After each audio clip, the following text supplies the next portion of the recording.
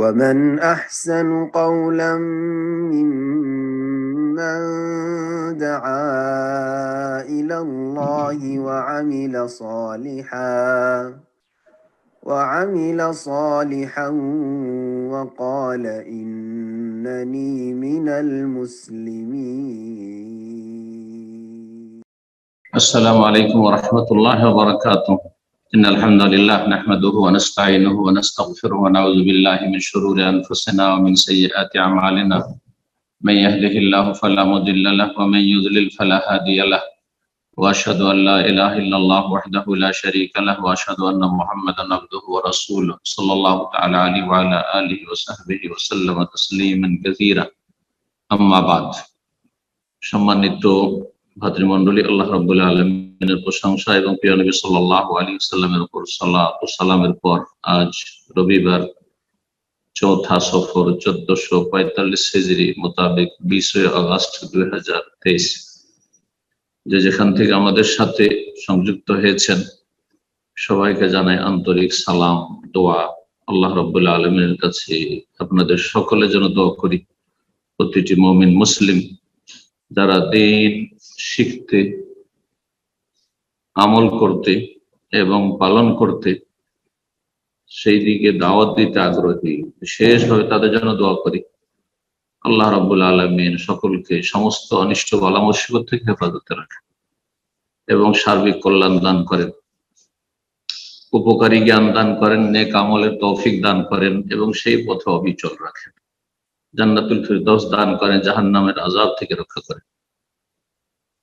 আমাদের ধারাবাহিক সাপ্তাহিক আলোচনা, যাতে অল্প সময়ের একটি ছোট্ট দার্স হবে, আর বিষয়বস্তু আমাদের হচ্ছে ফিকহুস সালাত, সালাতের মাসাইল, নামাজের বিভিন্ন মাসাইল নিয়ে আজকে এর পর্ব নম্বর 10।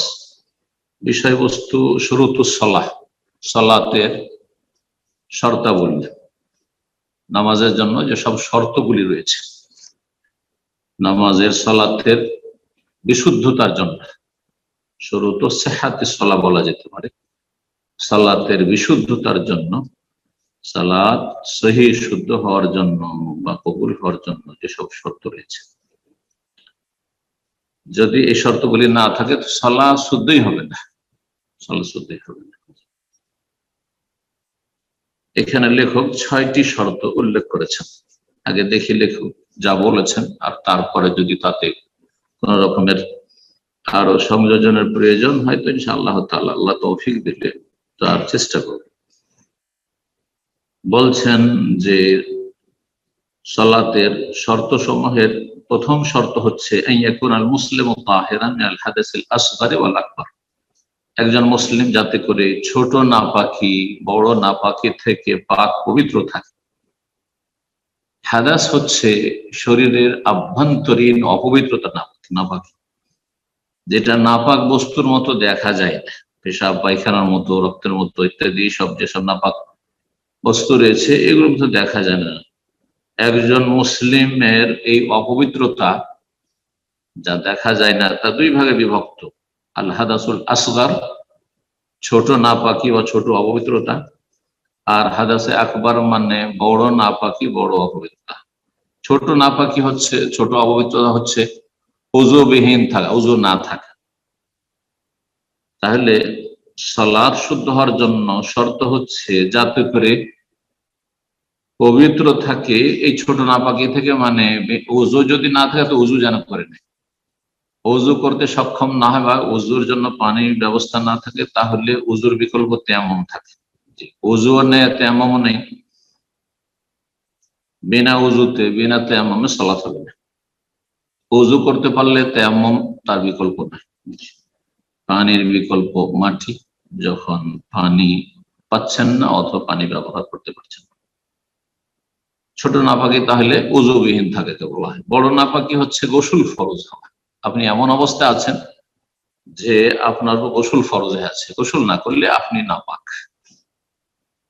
গোসল ফরজ, স্বপ্নদোষ হয়েছে, স্বামী স্ত্রী মিলন হয়েছে পুরুষদের ক্ষেত্রে, নারীদের ক্ষেত্রে অতিরিক্ত মাসিক থেকে পাক পবিত্র হয়েছে, মাসিক বন্ধ হয়েছে কিন্তু এখনো গোসল হয়নি, বা বাচ্চা ভূমিষ্ঠ হওয়ার পরে নেফাস হয়েছে, নেফাস বন্ধ হয়েছে কিন্তু এখনো গোসল হয়নি, তাহলে বড় নাপাকিতে রয়েছে। এই অবস্থায় গোসল না করে সালাত পড়লে সালাত হবে না।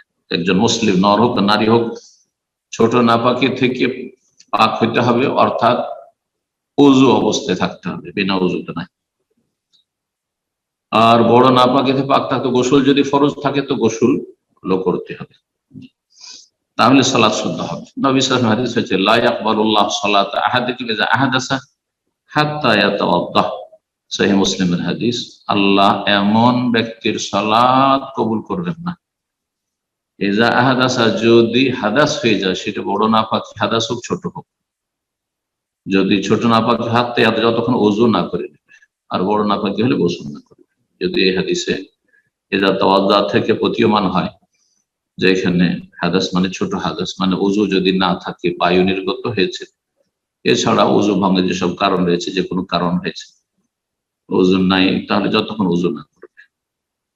সুনানে তিরমিজির প্রথম হাদিস, লা তুকবালু সালাতুন বিগাইরি তুহুর, বিনা পবিত্রতায় সালাত কবুল হয় না, মানে শুদ্ধ হয় না, সালাত শুদ্ধ হয় না, লা তুকবালু লা তাসিহ। সেই তাহারাত বড় নাপাকি থেকে ছোট নাপাকি থেকে, প্রথম শর্ত এটি। দ্বিতীয় শর্ত হচ্ছে শরীর, কাপড় এবং সালাতের স্থান পবিত্র থাকতে হবে নাপাক বস্তু থেকে, নাজাসাত থেকে। হাদাসের আলোচনা 1 নম্বর হইল। 2 নম্বর শর্ত হচ্ছে নাজাস থেকে, নাপাক বস্তু থেকে। শরীরে যেন পেশাব পায়খানা বা এমন কোন নাপাক বস্তু না লেগে থাকে, কাপড়ে যেন না লেগে থাকে, সালাতের স্থানে স্পষ্ট দেখতে পাচ্ছেন নাপাকি, এমন যেন না হয়। পাক পবিত্র থাকতে হবে শরীর, কাপড়, যে কাপড় আপনার শরীরে আছে, আর সালাতের স্থান। যদি কোনো কিছু না দেখা যায়, আল্লাহর জমিন আসল হচ্ছে পাক, তাহলে কোনো নাপাকি দেখতে পাচ্ছেন না, শুধু সন্দেহের ভিত্তিতে নাপাক না, আসল হচ্ছে পাক। 3 নম্বর শর্ত দুখুল ওয়াক্তিস সালাহ, সালাতের ওয়াক্ত শুরু হইতে হবে। সালাতের ওয়াক্ত শুরু হয়নি আর সময়ের আগেই সালাত পড়ে ফেললেন, এমার্জেন্সি আছে, কোথাও যাবেন, জোহরের মাথার উপর থেকে সূর্য ঢলেনি, গড়েনি, পড়ে নিলেন, সূর্য ডুবে নিলেন, তার 5 মিনিট আগে মাগরিব পড়ে ফেললেন, হবে না। যে কোনো সালাতের ওয়াক্ত শুরু না হলে সালাত হবে না। সালাতের ওয়াক্ত সম্পর্কে বিস্তারিত আলোচনা হয়েছে। 4 নম্বর শর্ত হচ্ছে ইত্তিখাযু যিনা বিসিয়াবিন সাতিরাতিল আওরাহ, শরীরের যে আবশ্যক ঢেকে রাখার অংশ, আওরাত যেটা বলা হয়েছে, পুরুষ হোক আর নারী হোক, পুরোটা এমন কাপড় দিয়ে আবৃত হইতে হবে যেটা পুরোটাকে ঢাকার মতো, এবং এর মাধ্যমে সুসজ্জিত হইতে হবে। এটি একটি সাজসজ্জা। মানুষের শরীরে পোশাক থাকাই হচ্ছে সৌন্দর্য, মানুষের শরীর উন্মুক্ত থাকা সৌন্দর্য নয়। এই জন্য খালি গায়ে ছবি তুলে দেখেন, আপনার নিজের ছবি নিজেই পরীক্ষা করেন, দেখতে ভালো লাগবে না। যত কাপড় রাখবেন, যত সুন্দর কাপড় হবে, তত ভালো লাগবে। কাপড় হচ্ছে জিনাত, অলংকার, সাজ। জি, সুতরাং বস্ত্রহীন হওয়া, উলঙ্গ হওয়া, অর্ধ উলঙ্গ হওয়া সভ্যতা নয়। যদি উলঙ্গ, অর্ধ উলঙ্গ হওয়া সভ্যতা হইতো, তাহলে পশু পাখি, কুকুর, শৃগাল, হিংস্র, যতগুলো পশু, সাপ, বিচ্ছু, কোন প্রাণী পোশাক পরিধান করে না, সেসব পশু পাখি এগুলি সবচেয়ে সভ্য। এই জন্য এক শ্রেণীর মানুষরা যত কাপড় শর্টকাট করতে পারে অথবা কাপড় শরীর থেকে নামাতে পারে, তত বেশি মনে করে যে সভ্য হয়েছে। না, এরা অসভ্য, নিকৃষ্টেরা। কাল আনাম, চতুষ্পদ জন্তুর মতো, এদের সম্পর্কে আল্লাহ কোরআন করছে। জি, শরীর ঢেকে রাখতে হবে, সালাতের লেবাসুস সালাত, সালাতের পোশাক থাকতে হবে। 5 নম্বর শর্ত ইস্তিকবালুল কিবলা, কিবলামুখী হইতে হবে। তাকবীরে তাহরিমা দেওয়ার আগে কিবলামুখী হইতে হবে। তাকবীরে তাহরিমা দিচ্ছেন, তখন কিবলা দিয়ে মুখ করেন না, আর তারপরে পরে কিবলামুখী হলে হবে না। শুরু থেকে শেষ পর্যন্ত, সালাম ফেরা পর্যন্ত কিবলামুখী থাকতে হবে। কিবলা থেকে ফিরলে সালাত বাতিল হয়, পুরোপুরি ফিরে গেলে। 6 নম্বর শর্ত হচ্ছে নিয়ত করা, নিয়ত পড়া নাই। নিয়ত করা হচ্ছে শর্ত, আর শর্ত হচ্ছে ফরজ, আবশ্যক। নিয়ত করার স্থান হচ্ছে কলব, হৃদয়। মানুষের ভিতরে রয়েছে। ওয়ালাকিন তা'মাল কুলুবুল্লাতী ফিস সুদূর, যা বক্ষের ভিতরে রয়েছে, কলব, অন্তর থেকে মানুষ নিয়ত করে। অন্তরের কাজ হচ্ছে নিয়ত করা। মুখে যারা নিয়ত করে তারা হচ্ছে অজ্ঞ, মূর্খ, বুঝে না যে কোন অঙ্গের কোন ফ্যাংশন, কোন কাজ। জি, হাত দিয়ে কেউ যদি মনে করে হাত দিয়ে আমি শুনবো, আর নাক দিয়ে খাবো, হ্যাঁ, আর কান দিয়ে আমি শুনবো না, আমি শুনবো, হ্যাঁ, তাহলে সে মূর্খ, সে মূর্খ। কান দিয়ে কথা বলবো, তাহলে পাগল। কেউ যদি বলে আমি কান দিয়ে কথা বলবো, পাগল। তো ঠিক তেমনি যারা বলে আমরা নিয়ত পড়ি জবানে, তারা পাগল। আসলে দ্বীন ইসলাম সম্পর্কে একবারে পাগল, কিছু বুঝে নেয় না। পাগলের যেমন সমাজে কোনো মর্যাদা নেই, ঠিক তেমনই তা আল্লাহর দিনে তাদের কোনো মর্যাদা নেই, বেদাতীদের। তো নিয়ত করতে হবে।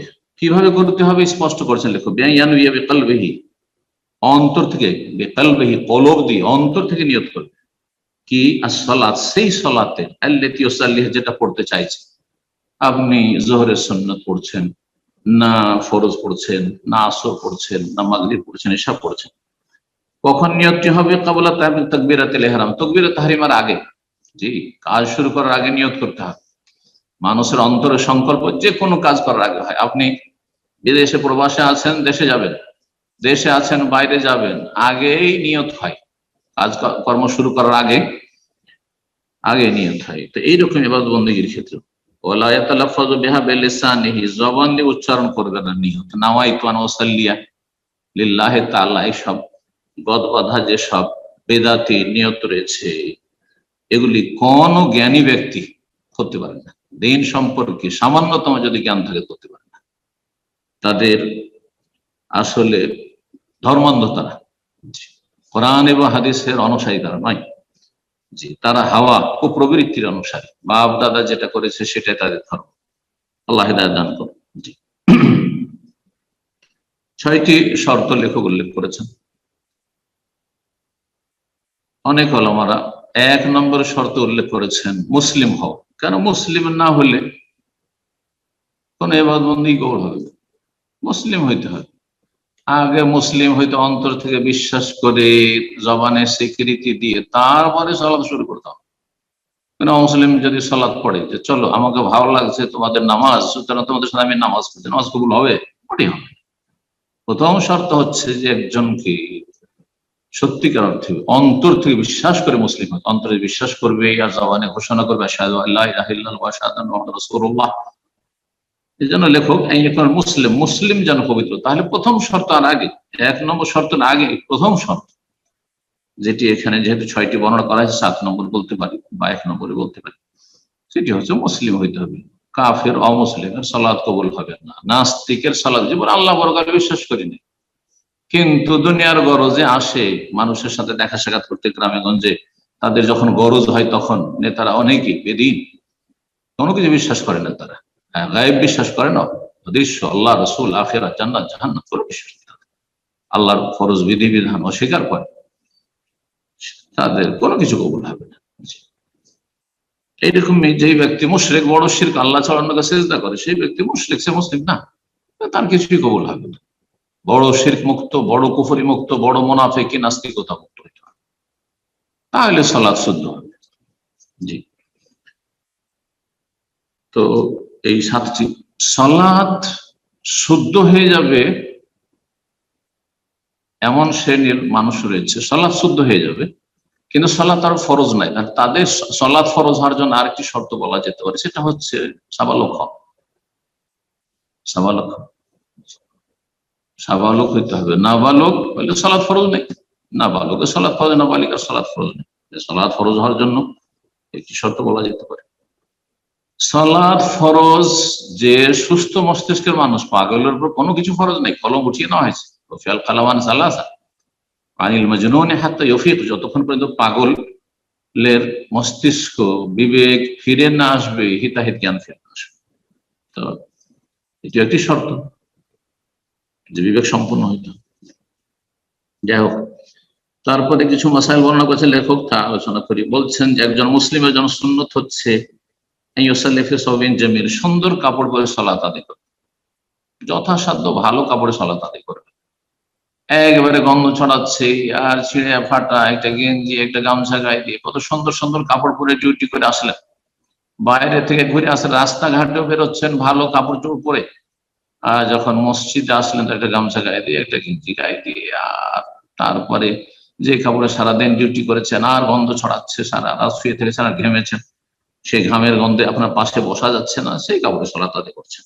এটি আল্লাহ রাব্বুল আলামিন যথাযোগ্য মর্যাদা দেওয়া নয়। কমা কাদারুল্লাহ কাকদ্রি, আয়াত অত্যন্ত ব্যাপক।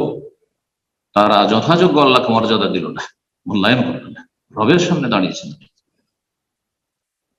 যারা বিভিন্ন অফিসে কাজ করেন কখনো গেঞ্জি পরে আসতে পারবেন না, কখনো আপনার দুর্গন্ধ ছড়াচ্ছে এমন পোশাক পরে আসতে পারবেন না, এমন কি চটি পরে স্যান্ডেল পরে আসতে পারবেন না, জুতো পরে আর মোজা লাগিয়ে আর কত কি করে আসতে।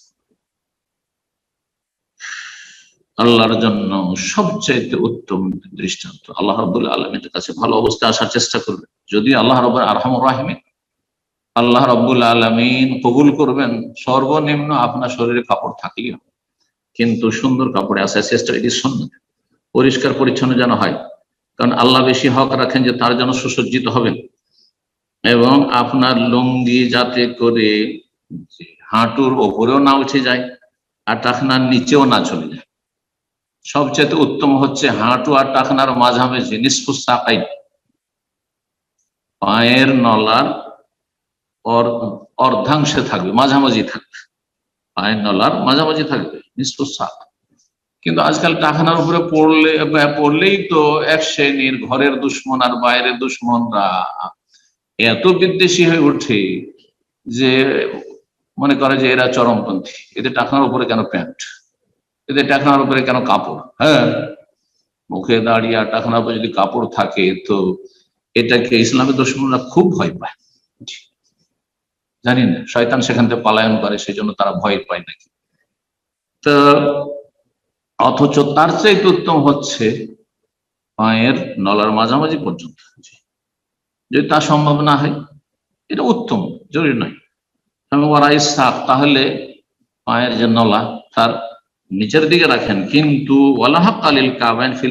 আপনার লুঙ্গি প্যান্ট পায়জামা আপনার জুব্বা যাতে করে দুই টাকনাতে না চলে যায়। টাকনার কোন অধিকার নাই যে কাপড় পুরুষদের ক্ষেত্রে যে আপনার টাকনা স্পর্শ করবে বা টাকনার নিচে নেমে যাবে। টাকনার নিচে নামলে কঠিন শাস্তি, টাকনা ছুঁয়ে যায় তো জায়েজ রয়েছে। এক্ষেত্রে আমাদের কিছু যুবক ছেলেরা বা আলেমরা বাড়াবাড়ি করে। নবী সাল্লাল্লাহু আলাইহি ওয়াসাল্লাম হাদিসটা একটু লক্ষ্য করুন, মা আসফালা মিনাল কাবাইন, দুই টাকনোর নিচে যা যাবে মিনাল ইজার, লুঙ্গি যতটা লুঙ্গি যাবে, যতটা প্যান্ট যাবে, পায়জামা যাবে, জুব্বা যাবে, তো টাকনোর নিচে যেন না চলে যায়। যদি টাকনার নিচে যায় ফিন্নার, তাহলে জাহান্নামে যাবে। তাহলে বোঝা গেল যে টাকনা যদি ছুঁয়ে যায় তাহলে সেটা হারাম নয়, যদিও উত্তম হচ্ছে টাকনার উপরে থাকবে। যে কোনো কাপড় যাতে করে টাকনার নিচে না নেমে যায়, সেটা সলাতের ভিতরে হোক বা খারিজে সলাতের বাইরে হোক। এক শ্রেণীর লোকেরা কিন্তু সলাতের সময় প্যান্ট গুটিয়ে নেই, প্যান্টকে উঠিয়ে নিল, আর তারপর মসজিদের গেটে এসে জুতো স্যান্ডেল পড়ছে তখন আবার প্যান্টকে নামিয়ে নিল। হ্যাঁ, এটা মোটেই ঠিক নয়, মোটেই জায়েজ নয়। আপনি শুধু সলাতের সময় কয়েক মিনিট আল্লাহকে ভয় করছেন, জাহান্নামের আযাব ভয় করছেন, আর বাকি 24 ঘন্টার মধ্যে সারাদিনে 5 ওয়াক্ত সালাত পড়তে আধা ঘন্টা লাগে, তাহলে 23.5 ঘন্টা আল্লাহ নাফরমানি করছেন, আপনি কাবিরা গুনাহে আছেন, আপনি জাহান্নামে যাওয়ার কাজ করছেন। আল্লাহ হিদায়াত দান করুন এরকম শ্রেণীর লোকদের। এরা কিছু অংশ ইসলাম প্রবেশ করার, কিছু অংশ বার করে রেখে দেয় নিজের। উদখুলু ফিস সিলমি কাফা, আল্লাহ বলছে ইসলাম পূর্ণরূপে প্রবেশ করুন। ওয়ালা তাত্তাবিউ খুতুওয়াতিশ শাইতান, শয়তানের পদাঙ্ক অনুসরণ করিয়ে না। আপনি যখন কিছু সময় টাকনার নিচে হারাম কাপড় রাখলেন, শয়তানের অনুসরণ করলেন। পুরুষ লোক শরীরে কতটা ঢাকবে সলাত আবশ্যক হচ্ছে, আওরাতুর রাজুল মিনাস সুররাতি ইলা রুকবা, পুরুষ লোকের ঢেকে রাখা আবশ্যক হচ্ছে নাভি থেকে শুরু করে, নাভি সহ, নাভি ঢাকতে হবে, নাভি যেন খুলে না যায়, এবং পেছন দিক থেকে নাভি বরাবর ঢাকতে হবে, তার নিচে না চলে যায়। এক শ্রেণীর প্যান্ট পরা ভাইরা কিন্তু যখন রুকুতে যান, সেজদা যান, তাদের প্যান্ট নামতে পেছন দিক থেকে পাছার কিছু খুলে যায়। হ্যাঁ, নিতম্বের ফাটল নাউজুবিল্লাহ চলে যায়, দেখে খুব নোংরা লাগে। সালাত ফাসেদ নষ্ট হয়ে যাবে। যদি ওপর দিক থেকে গেঞ্জি উঠে গেল, যারা টি শার্ট পরছেন, ওপর দিকে গেঞ্জি টান দিল আর নিচের দিকে প্যান্ট টান দিল আর মাঝখানে খুলে গেল, আর সেটা নাভির নিচে চলে যাচ্ছে, নাভি বরাবর বা পর্যন্ত ঢাকছে না, নাভি সহ ঢাকছে না, সামনের দিকে নাভি আর তার বরাবর হইতে হবে, তাহলে সালাত নষ্ট হয়ে যাবে। সচেতন হইতে হবে নামাজি। প্যান্ট পরছেন নামাজি, তাহলে আপনার নামাজ সালাত যেন নষ্ট না হয়। নাভি থেকে শুরু করে হাঁটু পর্যন্ত, হাঁটু সহ নাভিও ঢাকতে হবে আর হাঁটুও ঢাকতে হবে। আর ওপরে কাঁধ ঢাকা, কাঁধ ঢাকতে হবে, সলাতে কাঁধ ঢাকতে হবে। কিন্তু কাঁধ কেউ যদি না ঢাকে তো সলাত হবে কিনা? কাঁধ ঢাকা যারা ফরজ বলেছেন, ওয়াজিব বলেছেন, সলাত হবে না। লা ইউসাল্লি ফি আহাদুকুম ফি সাওবিল ওয়াহিদ, লা ইউসাল্লি আহাদুকুম ফি সাওবিল ওয়াহিদ লাইসা আলা আতিকি মিনহু শাই। এমন কোন ব্যক্তি যেন এইভাবে সলাত না আদায় করে যে একটা কাপড় পরে আছে, লুঙ্গি অথবা প্যান্ট পায়জামা, আর অথবা এমন ভাবে পরে আছে বুক পর্যন্ত, হ্যাঁ, আর কাঁধের উপরে কিছু নেই, কাঁধ খোলা অবস্থায় সলাত আদায় না করে। করতে নিষেধ করেছেন, যদি করে দেয় কেউ কাঁধ খোলা অবস্থায় সলাত পড়ে নেয়, তখন সেন্টু গেঞ্জি পরে হবে কিনা? যারা বলছেন কাঁধ ঢাকা ফরজ বা ওয়াজিব, তারা বলছেন হলে হবে না। আর অধিকাংশ আইম্মা বলছেন যে কাঁধ ঢাকা ওইরকম ফরজ শর্ত নয়, আওরাত ঢাকা হয়ে গেছে, নাভি সহ হাঁটু পর্যন্ত ঢাকা হয়েছে, সুতরাং তার সালাত হয়ে যাবে। কিন্তু সে মাকরুহ, অপছন্দনীয় কাজ করলো, কিন্তু এরকম ঝুঁকিতে থাকবেন না, যেহেতু বিষয়টি ইখতিলাফপূর্ণ। এমন কোন ঝুঁকিতে থাকবেন না যে সেন্টু গেঞ্জি গায়ে দিয়ে সলাত আদায়। সেন্টু গেঞ্জি যদি থাকে তার উপর যেন গামছা থাকে, কমপক্ষে একটা চাদর থাকে, কিছু থাকে। সালাতে মহিলার পুরো শরীর হচ্ছে আওরত, মানে ঢেকে রাখার বস্তু, আবৃত, পুরো শরীর আবৃত থাকতে হবে। একমাত্র ওয়াজহা, চেহারা, ওয়াকাফায়া, দুই হাত এই কবজি পর্যন্ত, ওয়াকাদমাহা, দুই পায়ের ক্ষেত্রে ইখতিলাফ রয়েছে। একদল উলামায়ে কেরাম বলেছেন, সালাফি উলামাদের অনেক সেগমেন্ট, বাদ রাহিমাহুল্লাহর ফতোয়া, অনেক আরব উলামা রয়েছেন, আর তার অনুসারে অনেকে বলছেন, হানাফিদের অনুসারে, যে পায়ের পাতা পর্যন্ত মহিলাদের ঢাকতে হবে। কিন্তু বিষয়টি সম্পর্কে শাইখ ইবনে উসাইমিন রাহিমাহুল্লাহ বলছেন যে এর অকাট্য কোনো দলিল নেই, স্পষ্ট কোনো দলিল নেই। সুতরাং এইভাবে আপনি একটি অস্পষ্ট দলিলের ভিত্তিতে, অকাট্য দলিল নেই, তারপরেও আপনি বলবেন যে কারো সালাত বাতিল, তার পায়ের তলা ঢাকা নাই, সেজন্য না, বল এটি ঠিক না। কিন্তু ভালো, কেউ যদি পায়ের তলা পর্যন্ত ঢেকে রাখে, মহিলারা ভালো, পায়ের ওপর ভাগ পর্যন্ত যেন টাকনার নিচ পর্যন্ত, পায়ের ওপর ভাগ পর্যন্ত মহিলাদের থাকতে। তো বলছেন চেহারা, দুই পা আর দুই হাত, এগুলি মহিলারা খুলতে পারবে সালাত অবস্থায়। কিন্তু ফাইনা কানাত বিহাদরাত রিজাল আজানেব, যদি বেগানা পুরুষ থাকে, নন মাহরাম থাকে, সাতারাত জামিয়া বাদে, তাহলে গোটা শরীর ঢাকবে, তাহলে হাত মোজা লাগাবে, হাত ঢাকবে। এই নয় যে বেগানা পুরুষ হাত খোলা রাখবে। চেহারা ঢাকবে, অবশ্যই চেহারা ঢাকবে, পাও ঢাকবে, বিশেষ করে যুবতী হলে। হ্যাঁ, কারণ যুবতীর ওপর আকর্ষণ বেশি রয়েছে। কিন্তু বয়সিকা যদি হয়ে যায়, 50 হয়ে গেছে, 60 হয়ে গেছে, তখন বিষয়টি অনেকটা হালকা, যদিও তাদের ক্ষেত্রেও ঢেকে রাখা ভালো। জি, বেগানা পুরুষের সামনে হাত পা তাদেরও ঢেকে রাখা ভালো। জি।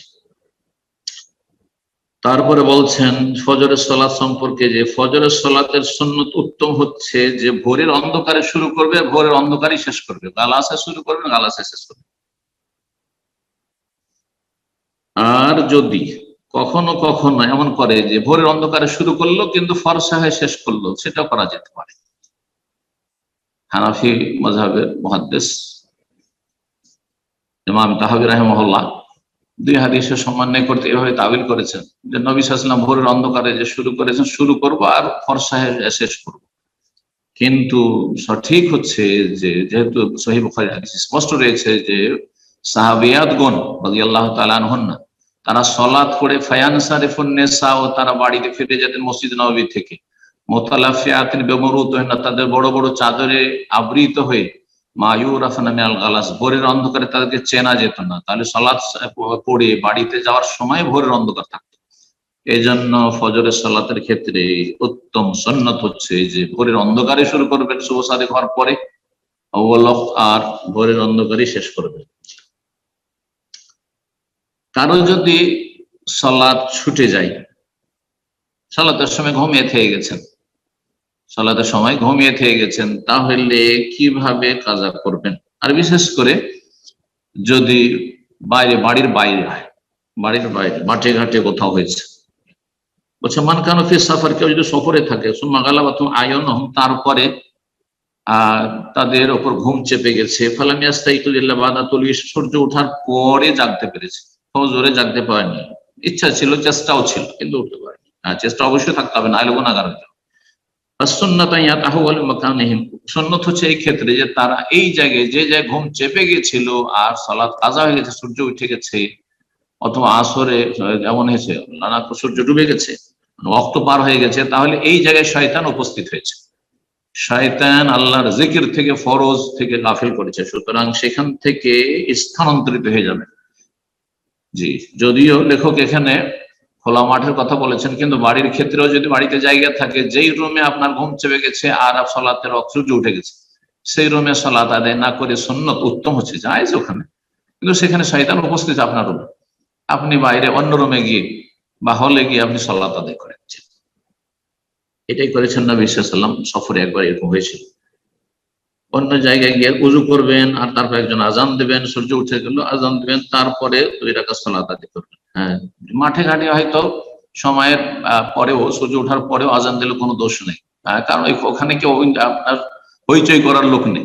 কিন্তু গ্রামে গঞ্জে শহরে যদি আপনি সূর্য ওঠার পরে কেউ কোনো মসজিদের মুসল্লিরা জাগতে পারেনি আর তারপরে সূর্য ওঠার পর আজান দেয়, তাহলে হইচই হবে। সেই জন্য এই ক্ষেত্রে এই বিষয়টি প্রযোজ্য। 2 রাকাত ফজর সুন্নাত পড়বেন, তারপর ইকামত দিয়ে ফজরের সালাত পড়বেন। এখানে আজকের আলোচনা শেষ করছি।